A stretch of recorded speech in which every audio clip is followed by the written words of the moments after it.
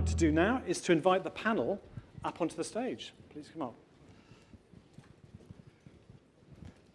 Okay, I would like to introduce these guys one by one. And if we can start off with Luana. Luana is Senior Manager for Strategic Marketing, Legal, Tax and Accounting at Thomson Reuters.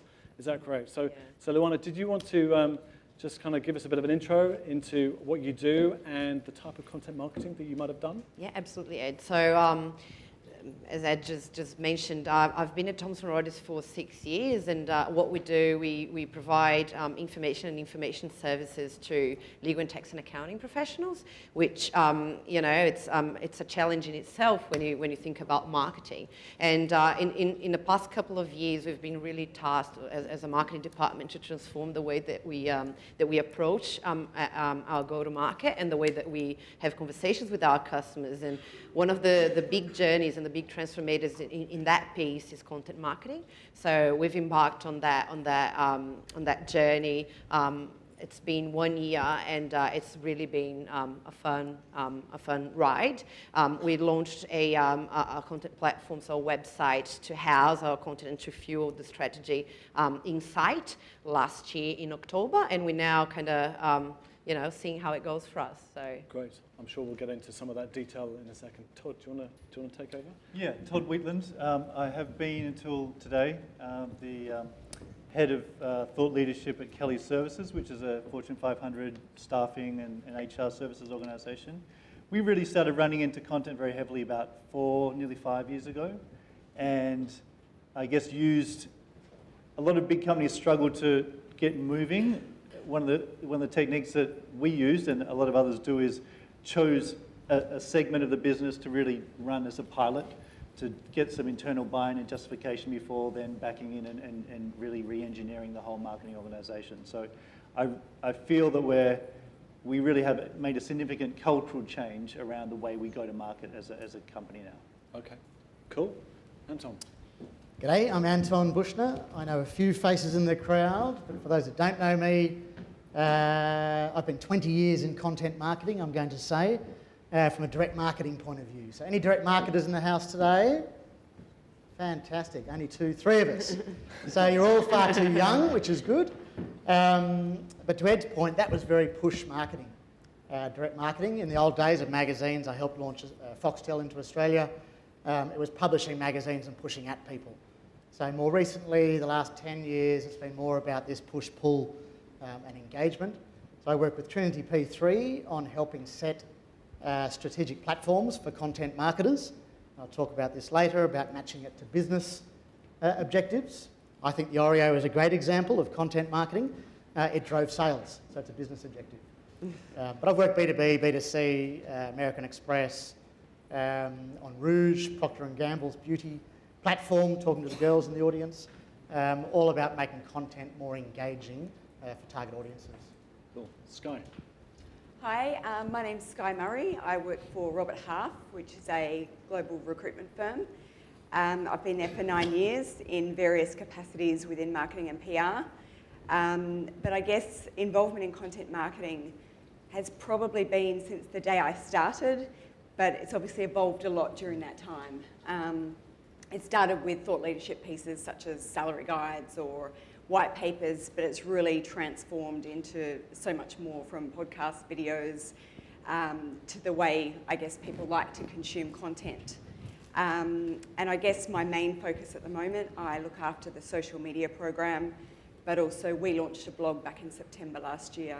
So that's been our kind of new transition to, I guess, the new media landscape. Okay. The thing that strikes me is quite worrying in a way is the fact that so many people claim to be spending on content marketing, but they don't have strategies. What's behind that? Why don't people have a content marketing strategy? Is it all too new? Are we still in transition stage, or?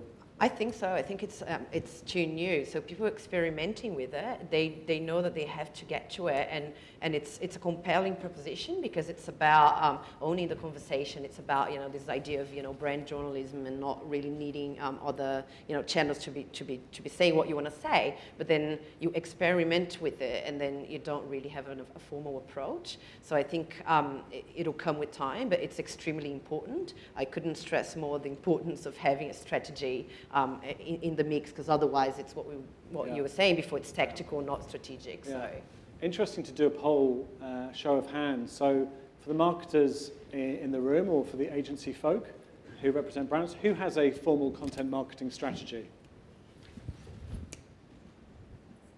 I'd say that's about 3 or 4%. 2%. Yeah. Any other perspectives on lack of strategy? Yeah, I might check in. I agree. I have a different perspective. I think we're far too siloed. So I don't know who's in big business here versus small business, but if you look at big business, certainly in Australia and globally, we're so siloed. So content marketing really came through either the publishing arm, which used to be the old magazine publishing arm of a company, or probably more recently through the social media or digital division. But you look at big businesses, you've got a social team, you've got a digital team, you've got a traditional marketing team, you've got research, data, metrics, etc. And there's not a lot of cross-fertilisation of senior management that A, probably gets it, to your point, and B, really has a KPI to come together with each of the silos. Yeah. I'm not sure what others think, but... Do you need a content marketing strategy, or should you just have an engagement strategy? I mean, to your point about being siloed, is that becoming more siloed? Yeah, I think they're different. I think you made a good point that engagement, for me, certainly is a metric. In digital, you can interact, therefore you can engage, therefore you can measure. Yeah. Content, as I'll come to, content's a thing. Content is a picture, text, a video, a thing. That's what I think content is. Yeah. That's sent through a social app or a platform, or through an email, or through a video sharing platform like YouTube. Okay. So there's a bit of a difference there. So moving on from lack of strategy, and then there's also a lack of confidence in terms of effectiveness. Where's the lack of effectiveness, the lack of confidence and effectiveness coming from, do we think? I think people don't know how to measure it. They're a bit scared because it's so new. They're not sure how to show ROI, particularly if they don't have executive buy-in, which I think is very important. I know at Robert Half, that was one thing from the very beginning. We spent a lot of time educating our executives on why we were doing it. And that helps if they can push it down to the rest of the organisation and you actually get involvement from your people, not just the marketing team. I think that's where the effectiveness can come, particularly from our situation. Yeah. When it comes to measurement then, so you guys are all experienced content marketers. What tips can you provide the audience in terms of measurement? Look, I would say, yes, I'm thinking primarily from a B2B standpoint, but we've applied the same principles in the B2C side. There's essentially, people usually talk about 4 buckets of measures that you apply for content, and that's typically as well as how actually you produce the content in the first place. It's all about the consumption metrics, then it's the sharing metrics, and then it's lead gen and sales. And what people really struggle with is communicating beyond the first 2.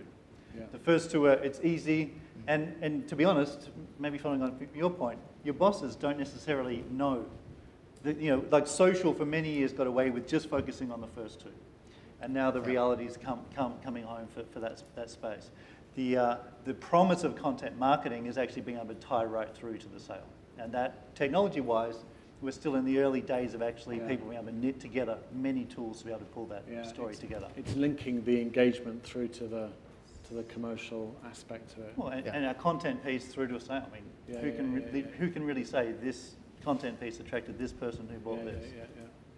Yeah, I couldn't agree more with that. I think that, again, I'm coming from a B2B sort of perspective, and it's very, very important for us in order to continue to have the executive buy-in to showcase that tie-in.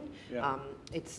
we're in the very beginning of the journey, so all we can actually point to now is, how much more traffic we've got, how many sign-ups to newsletters, and the engagement piece, and social shares, and all of that. But really where we're spending a lot of our time now, just thinking through, is how to showcase the ROI or the tie-in in the lead generation. And it's really about having the objectives in place and knowing what you're trying to do with each piece of content, and then the systems in place to measure. So you've got your marketing automation piece talking to your CRM, talking to your website, and they all connect. And then through the end of that funnel, you can actually hopefully show that that sale over here was initiated with that download of a white paper or with a view of a blog post. So quite interesting. Your hard business metric is lead gen. Yes. The number of leads. Yeah. Okay. So the number of leads and then contribution in sales pipeline. So not just how many leads were generated, but how good they were. So the size of the deal and all of that. So for you to be able to measure all that, you need to have the systems in place, and you need to have the processes in place, and it kind of really does take a little bit of time. But I believe that it can be done. Yeah. And how difficult is it within sort of client organisations to make that case for something that's quite so new and untested as such? And I think it's more about moving the budget rather than creating new budget. So if there's a pocket of money there that can be used for experimentation per se, and maybe the right way to go about this is, what is the budget that was not really tied into ROI, or where you couldn't demonstrate the ROI as effectively. So advertising, DM, the classic cases where it's a bit difficult to measure. Maybe you can divert a little bit and get the buy-in for that money to be spent on content marketing, and then really think about your strategy, really think about the framework and the approach, and then commit to it, and then hopefully you'll be able to demonstrate and then and get more on top of that. yeah. Skye, any perspectives on making the case for content marketing internally? Yeah, I think there's been a couple of things that we've looked at, and one of the things as an organisation we've been really focused on, and we still are, is SEO. And I guess Google is changing their algorithms all the time, but one thing that we know at the moment is they love good quality content. So I think to be able to go to our management team and say, well, this is also going to help us with our search rankings, that gets a lot of buy-in as well, and I know we've touched on that as well.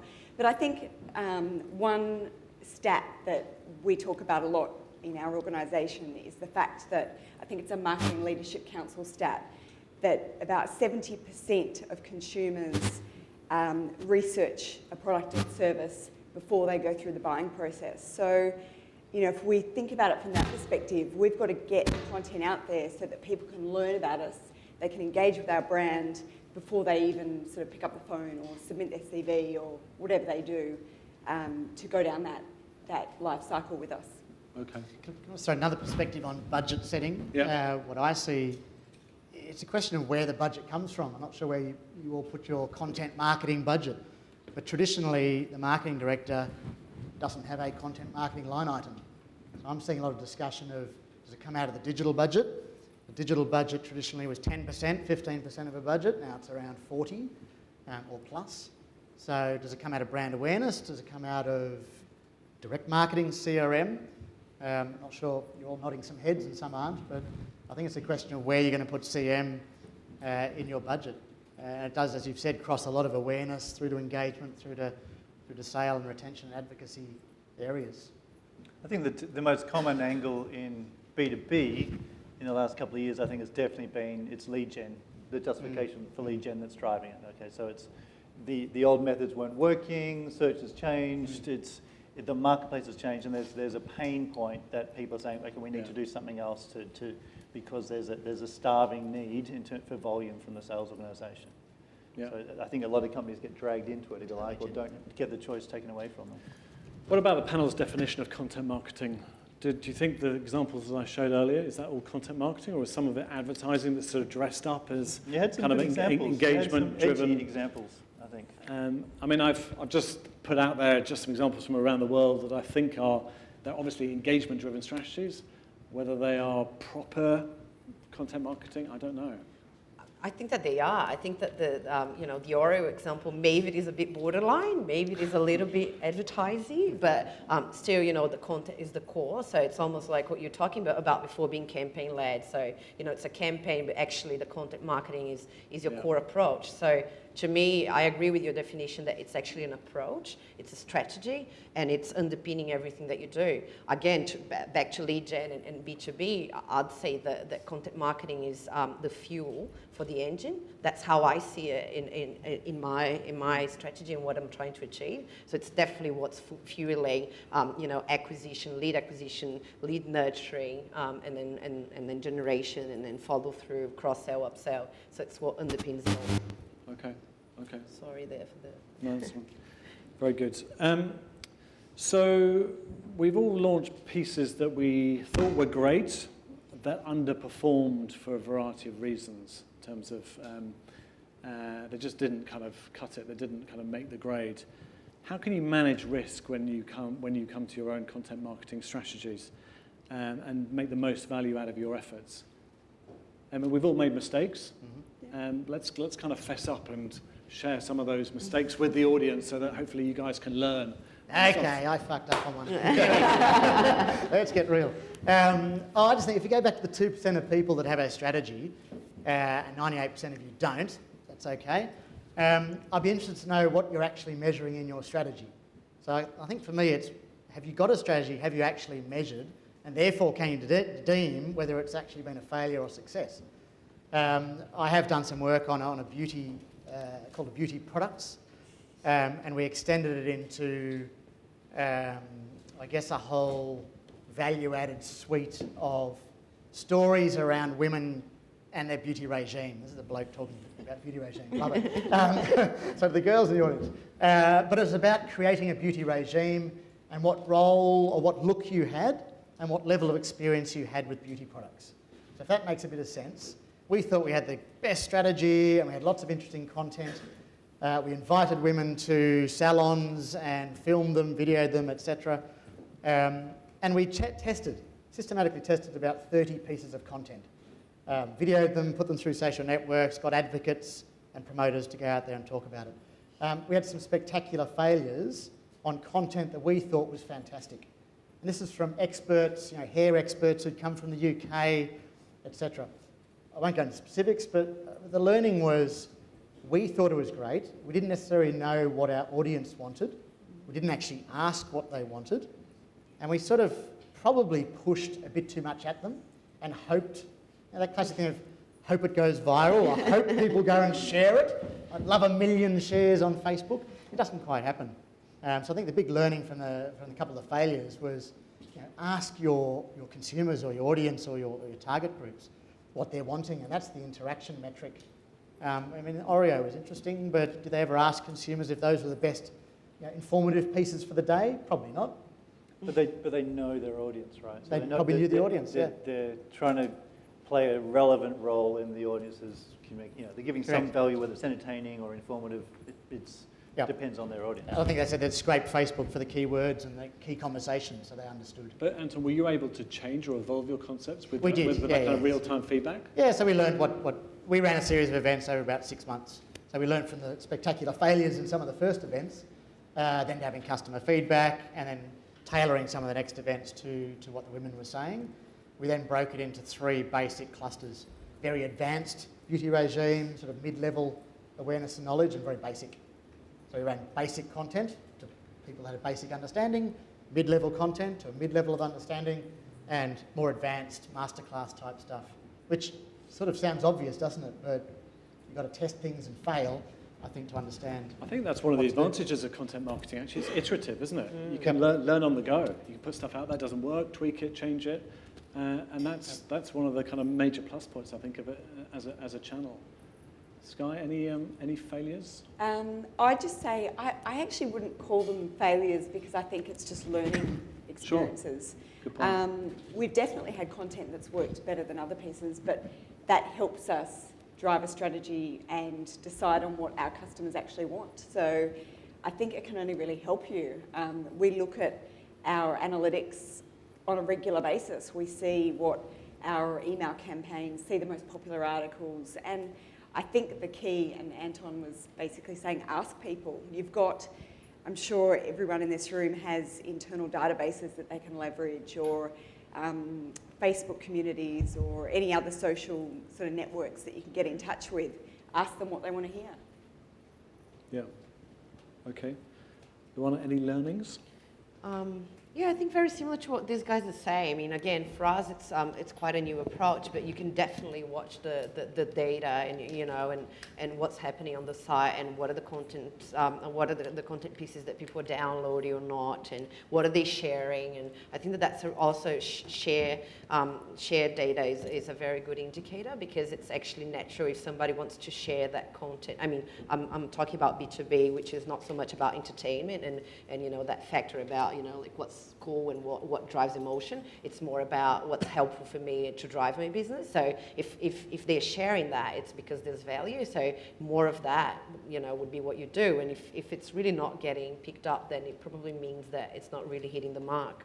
I also think that in terms of getting feedback and listening to customers, it's also very powerful to speak with your sales organization and salespeople. They're on the ground, and customer service as well. You know, they will know, they'll be speaking with customers all the time. So it's another source to kind of get ideas for content and kind of incorporate that in the mix. But I couldn't point to any like huge failure yet. Okay. If I was to point to one mistake, well, I don't know if it's a mistake.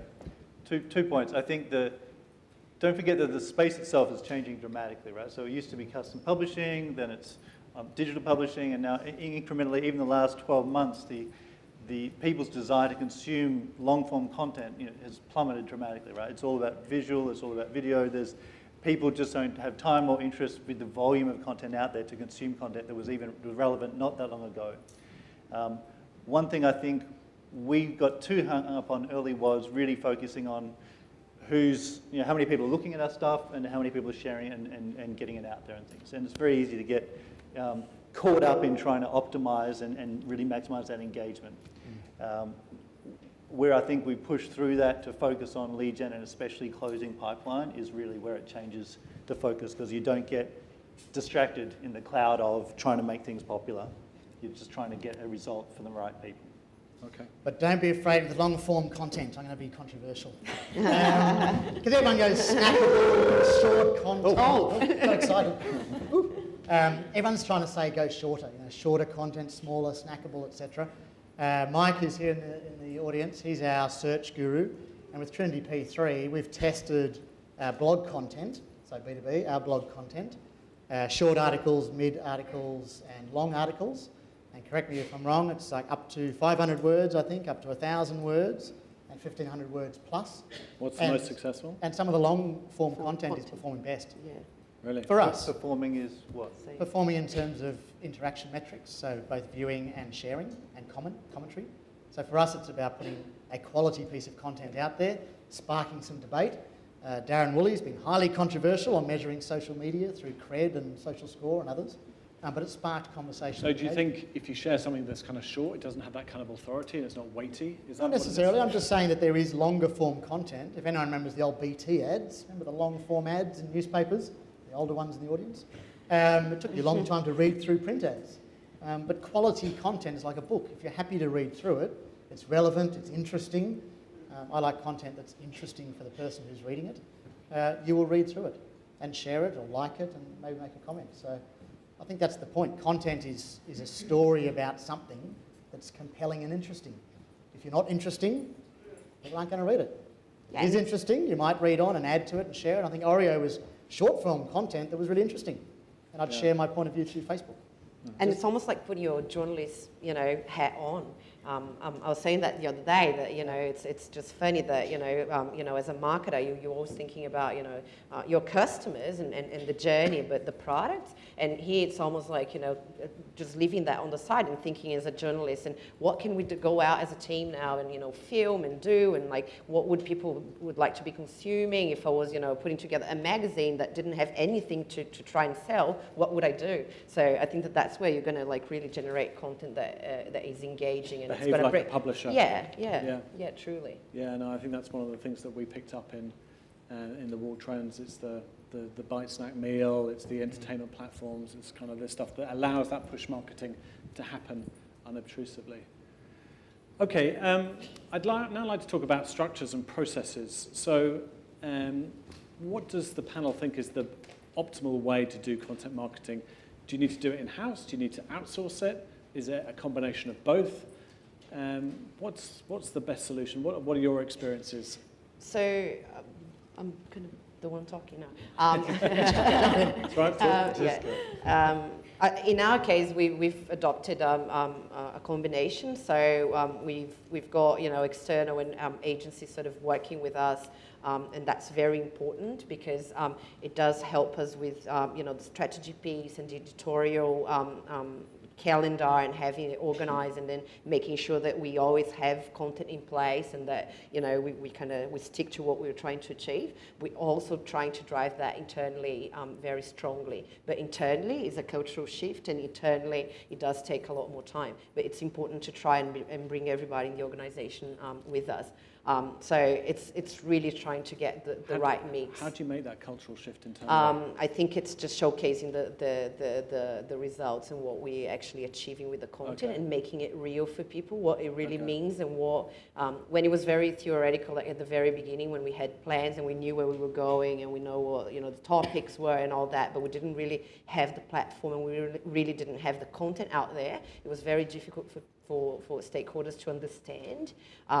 We got the buy-in, but we didn't really get the full understanding. And as we become more real and we can showcase what we're doing, then I think people are understanding more, and then we can drive home what we want them to do. I think it's one thing to say that we want them to participate and that we want everyone to generate content or to generate ideas, but it's something different really to get across what really is that we want them to contribute. So do you generate content internally, or is we do. We generate more content externally right now, but we do generate some content internally as well. And for us, it's an interesting case as well because we are publishers, so traditionally. So we publish legal and tax and accounting books and information services. So we've got a bunch of really great, intelligent, authoritative, authors on board that commercially publish with us.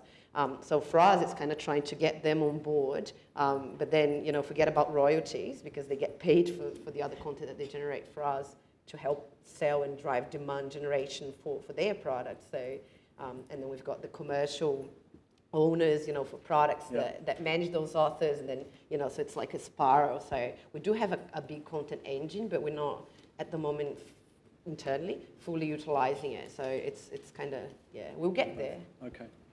Skye, any tips for the right type of structure to produce content marketing on an ongoing basis? Well, what works for us is joint, in-house and working with an agency. And I guess our marketing team is very lean, so we just don't have the resources to manage it all on our own.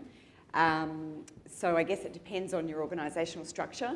But what I find is it helps, we don't have to be an expert on everything. I work very closely with the agency on the editorial schedule. We both produce content, so we do have content, but they help sort of subsidise that. But it means I can focus on the strategy, where it's going, the distribution, and also just internally getting everyone on board and getting that buy-in and looking at the analytics and adjusting as needed. So I think having an agency for us kind of holds us accountable to making sure that the content is consistent, that we have a good flow of content as well, that we don't just get really busy and forget about it, that there's just a strategy in place and that we can work together to get all the goals. You guys? I'll just add one more point. I think don't just hire anyone a publisher here or copywriter. Good, so I'm not going to offend anyone. Don't just hire a publisher in-house client side and say, right, that's my content marketing person and we're going to be into content marketing. I think that's one of the biggest misnomers, where you say, yep, we've hired this expert, he sits or she sits up there and she's writing all this fantastic content, and we're into content marketing. I think that's complete bullshit. You need to have a proper strategy and group of people unearthing, like GE, unearthing innovation stories or angles on the product. They don't have to be publishers, but the people can fossick around and find really interesting stories. Robert Half, some fantastic stories about salary guides and recruitment strategies and next job and all that sort of stuff. And I think that's why an outsourced agency model can work for some clients, because they don't want to just get one person into the team and think they've solved it. Outsource to specialists, and then maybe in-source over time. Who else is doing content marketing really well? Are there any examples that you know of, apart from your own brands and businesses, of course? Is there anyone out there that you admire or you're kind of slightly jealous of? This is a personal brand that I like anyway, but I think the Samantha Wills jewellery brand, she's an Australian. She's launched a brand, started off at Bondi Markets, and she's now living in New York. And what I love about her content marketing is, well, it's so authentic. She gives an insight into the woman behind the brand.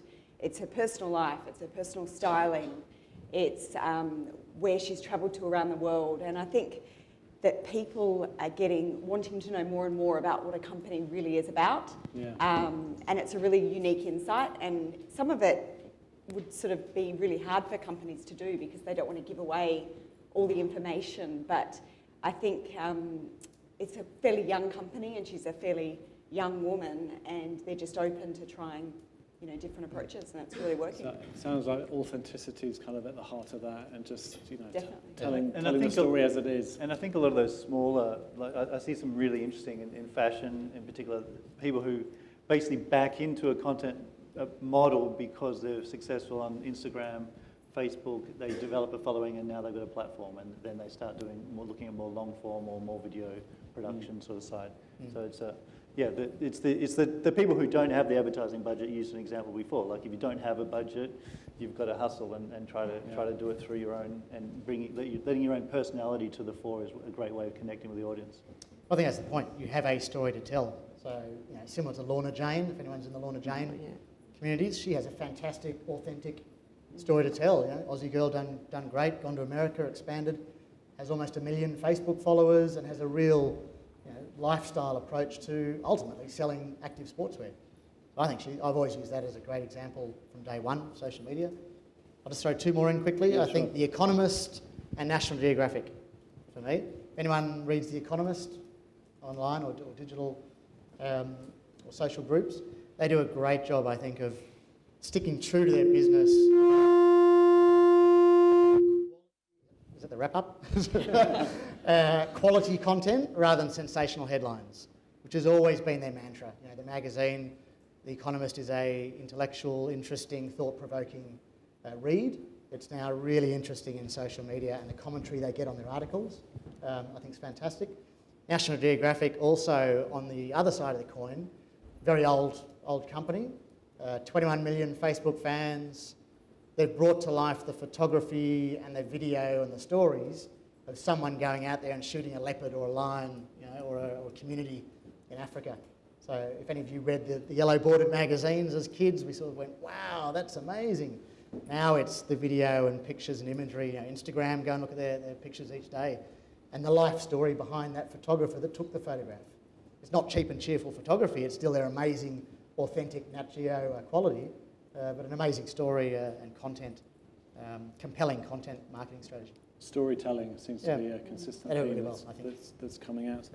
Okay, so before we open this up to the audience for questions, if you have any questions, do think of them in advance. What's something that marketers here can do tomorrow to make the one thing they can do to make their content marketing more effective? If you could choose one thing, what would be the advice that you'd want for this audience to take away from your learned wisdom and experience in this field? Skye? I'd say if it's possible, and one thing that has helped our content marketing become more successful is if you can put it in the hands of your employees, do it. Okay. Whether it be contributing to your social media program or writing blog posts for you, or even from our perspective, we have a content distribution tool that allows our employees to post our content to LinkedIn and Twitter, and it just amplifies the message and really gets the content out there. So I'd say if you can get it just out of the marketing and PR department and everyone in the organisation on board, that's a great start. So recruit brand champions internally. Definitely. Yeah, okay. Anton? I guess as I started, I would challenge you all to go back to the CEO or chairman or MD or owner of your business, ask for the business plan. You probably have to dust this thing off out of a cupboard somewhere, and go and find out what your mission, vision and values are for your business. So where is the direction of your business going? And then start to develop a content marketing strategy or a framework or an approach that maps to that business vision and plan. Because otherwise it's just short-term tactical stuff, and we've all seen stuff. So work out the strategy for your brand, first of all. Work out the business or brand strategy, and then actually have a business grounding that you can start to develop a content marketing strategy around, or Todd? story around. Todd? I think, well, I'll tell you a couple of things. I think one easy place to start having conversations internally and building identifying who else can, fires their synapses around this sort of stuff is really focusing around the customer. So thinking about who's already talking to the customer. You've got salespeople in the organisation. You might even social media teams who are listening at conversations, customer service people, anyone who's touched, engages and connects, no matter how senior or junior they may be. These people can all really provide some incredible insights into forming that, we'll call it persona, but a viewpoint of what that audience and their problems and challenges are. Yeah, that's where I'd say is to start. Cool. That's exactly what I was going to say. But yeah, I mean, I couldn't stress that enough. I think it's about, like, if you can go out tomorrow and understand your customer, that's the first thing that you need to do, and your audience, and then really start building your plan and strategy from that, and really mapping, the life cycle, and really understanding where you want, what's the journey you want to take that audience or a customer or prospect in, and then again matching to that audience, to the desires and the needs and what they want to do, and then marry the two to then come up with a strategy. I think that's the number one thing. Without that, you're going to be experimenting. You might have tactical things that might work for you, but probably not as an approach. Okay, very good. So customer life cycle, brand business strategy, and brand champions. 3 things for you guys to take away with in terms of effective content marketing. Cool. Any questions from the floor? Yes. Who are you and where are you from? Who am I? I'm Jordan Kerr from Virgin Mobile. Is this on? Yeah. You're live. You're live. My question is, I guess, we live in what blogger Seth Godin refers to as an age of invisibility, where essentially every person with a webcam is a content creator, and we're in competition with all these people. So my question is around dissemination of content and whether you guys have tips on how to get noticed. And I guess I'm thinking along the lines of seeding and sleeping with journalists, that kind of thing. Does that happen? Did you say sleeping? Yeah. Right, okay. Look, I'll jump in. I don't sleep with journalists. My wife would kill me. The answer I'd probably throw out there is, and what I've seen worked for clients, is link to brand champions. So find your advocates. If you have a database and you ask Net Promoter Score, the NPS question, they can very quickly identify net promoters of a business. If you don't ask that, you can look at your interaction metrics, so email metrics, who's been opening, who's been clicking, who's been engaging in your content. You can find the top 2%, 3%, 5% of your database that absolutely loves you. If you don't, SurveyMonkey tomorrow, ask Net Promoter Score. It's really simple. Find those people. They'll be on your database somewhere, and they're your brand champions. So I would, seeding, you don't have to sleep, you don't have to pay. They like your business, they like your product, they comment on your product. If you look at your email metrics, they're regularly opening and clicking. Good, they're leaning forward. Hopefully you can track the commentary, so actively commenting. And if you can get share metrics, they're actively sharing your content. They're the ones you want, who can share the content out. Otherwise you're in a pay model. You go and pay 10 people, 10 journalists, 10 people to hopefully spruik it, get on Mamma Mia and hopefully she will talk about it. It's sort of a hope strategy. Don't like hope. So seeding with influencers. Any other questions from the floor? Yes, sir. Michael Butler from Editor Group. It is really important to listen to your audience. Before you do is listen, you'll only ever follow them. Isn't there a role for leading your audience and actually innovating? It's the old Henry Ford argument. If I'd asked people what they wanted, they would have said a faster horse. Yep. So should we lead? I think there's a balance between knowing your audience and knowing yourself. And so we talked a lot about transparency and all those, human values, and it's very hard for a company to get out of its own way sometimes and even give its employees permission to be human, because we've spent so many years trying to make sure that never happens. But for this to really succeed, it's that balancing line of understanding the audience and then also knowing who you are and what that tone is and how you can actually go in and add value to what they're trying to represent. Because going to them and speaking as a company in that formal language isn't going to cut it. Yeah, I think that's the point. Yes, we should lead. Absolutely, we should lead. All those examples Ed put up are led. GE led insights into that conversation. Oreo had some ideas, stop in the arms, and led the conversation, sparked the conversation. So we've got to lead, but you've got to... Yeah. My right arm, it's my left arm. We have to lead the conversation, but in the right directions, based on consumer insight, based on consumer understanding. And I think that's the beauty. In content marketing today, you can ask in Facebook today a question and get some very quick answers, or LinkedIn or wherever, as to whether it's the right direction. Look what Jamie Oliver does. If you've seen Jamie Oliver, he does the covers of his magazines. Stop with my hands. He puts 2 covers of his magazines into Facebook and asks which one the consumers like. He goes with the one that's most liked and publishes that for his magazine, front cover, as an example. Guys, we've run out of time. Only time for a couple of questions, but there will be an opportunity to ask more questions later on. So I'd like to thank our esteemed panel for their contributions. Thank you very much. Thanks, guys.